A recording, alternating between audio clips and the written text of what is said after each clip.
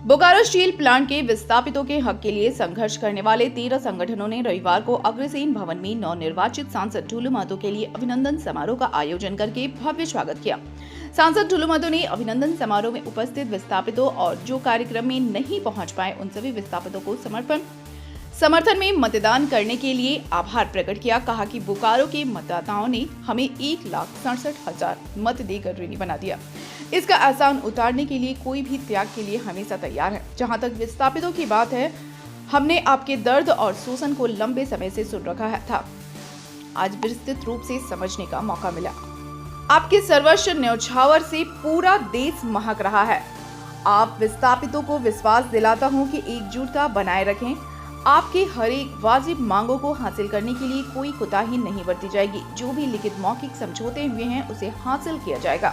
अभिनंदन समारोह को विस्थापितों ने एक सम्मेलन की तरह संचालन करते हुए कई प्रस्ताव पास किए, जिसमें चतुर्थ श्रेणी के पद को आरक्षण को कानूनी दर्जा मिले, 19 गांवों को पंचायत में शामिल किया जाए, पार्टी जमीन की वापसी, विस्थापित आयोग बने, अप्रेंटिस कराकर 100% की नियोजन का नियमरत बने, विस्थापित के लिए एक संगठन बने। अध्यक्षता करते हुए मजदूर विस्थापित नेता सहदेव शाह ने कहा कि जैसे ST/SC कर्मचारियों को उत्पीड़न से बचाने के लिए उनके फेडरेशन को सेल ने मान्यता दे रखा है, वैसे ही विस्थापितों का एक संगठन बनाना चाहिए तथा उस विस्थापित संगठन को BSL से मान्यता मिले ताकि विस्थापित कर्मचारी और विस्थापित आवाम को उत्पीड़न से बचाया जा सके। एवं संगठन की सहमति पर उसके पदाधिकारियों का निर्वाचन सभी गांवों के सदस्यों के मतदान से होगा। उसके निर्वाचन पदाधिकारी विस्थापित हुए सभी जातियों के सामाजिक संगठन। उम्मीद तो है और उम्मीद होना भी चाहिए, क्योंकि अपना कीमती वोट जो जीवन में किसी भी अच्छी चीज़ को ला सकता है, बुरे चीज़ को समाप्त कर सकता है, राजनीति लोग, तो निश्चित तौर पर उनका अधिकार भी बनता है, हक भी है।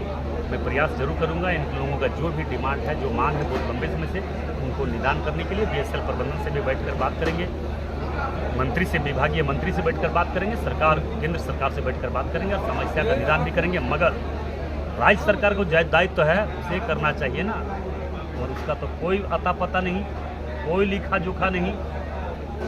आप देख ही रहे हैं। एक चीज बताइए कि विस्थापितों की समस्या लंबे समय से है।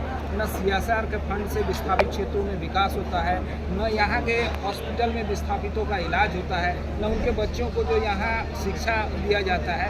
तो आप क्या मानते हैं कि ये जो हर हाल में विस्थापितों के जो क्षेत्र, विस्थापित क्षेत्र है, उसमें CSR का काम करना होगा। और इसके लेके जो इलाज के लिए, स्वास्थ्य के जो विस्थापित क्षेत्र के लोगों के लिए जो इलाज है वो होना चाहिए BSL में, उसके लिए भी बात करेंगे। मगर एक बात मैं बता देना चाहता हूँ, झारखंड मुक्ति मोर्चा और कांग्रेस की सरकार बनने से पहले लोग बोलते थे कि 5 लाख प्रत्येक साल लोगों को नौकरी देंगे। कांग्रेस का तो घोषणा पत्र में था कि हर घर में नौकरी देंगे। ये वादा कहाँ गया? यहाँ के लोगों को समझना होगा, गरीब को समझना होगा, गाँव के लोगों को समझना होगा, मजदूरों को समझना होगा, अन्यथा इस राज्य को रसातल में जाने से कोई रोक नहीं सकता। जिस प्रकार की स्थिति आज वर्तमान में राज्य सरकार में है, आज जो गरीब के लिए लड़ता है, विस्थापितों के लिए लड़ता है, उस पर मुकदमा होता है। हम पर लगातार मुकदमा हुआ, कल भी मुकदमा किया। ये स्थिति आज बना हुआ है। चोरी भी और सीना चोरी भी नहीं होना चाहिए। अब देखिए क्या स्थिति, आप जाके यहाँ रेलवे साइडिंग बोकारो में देख लीजिए ना, पूरे राज्य का कोयला किस तरह से हेरा फेरी कर रहा है, 2 नंबर काम कर रहा है, सारा लूटा जा रहा है आपके बेरमो के विधायक के द्वारा।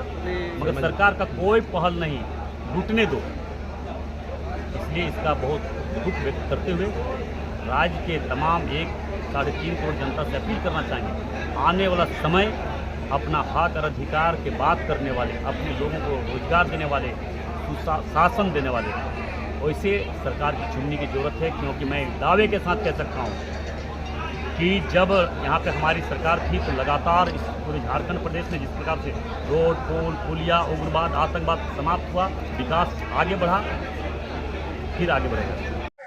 जैसा आप जान रहे, मेरा सांसद कितना एनर्जेटिक है। इन्होंने खुद चुनाव के समय ही कहा था, मैं जीत गया तो विस्थापन समस्या को खत्म करूंगा। तो हम लोग करंट की तरह विस्थापितों ने लिया इसको, पूरा फॉलो किया और करंट की तरह इनको भारी मत से जिताने का काम किया। और हम लोग ने अभी आशा जगाया है, और जो हम लोग इस कंडीशन में पहुंच गए थे कि अब आत्महत्या कर लेंगे, जीने का कोई राह नहीं दिखाई रहा था। तो अब पुनः सांसद जी ने एक उम्मीद जगाया है और हमको आशा ही नहीं पूरा विश्वास है कि ये सारे काम का निदान करेंगे।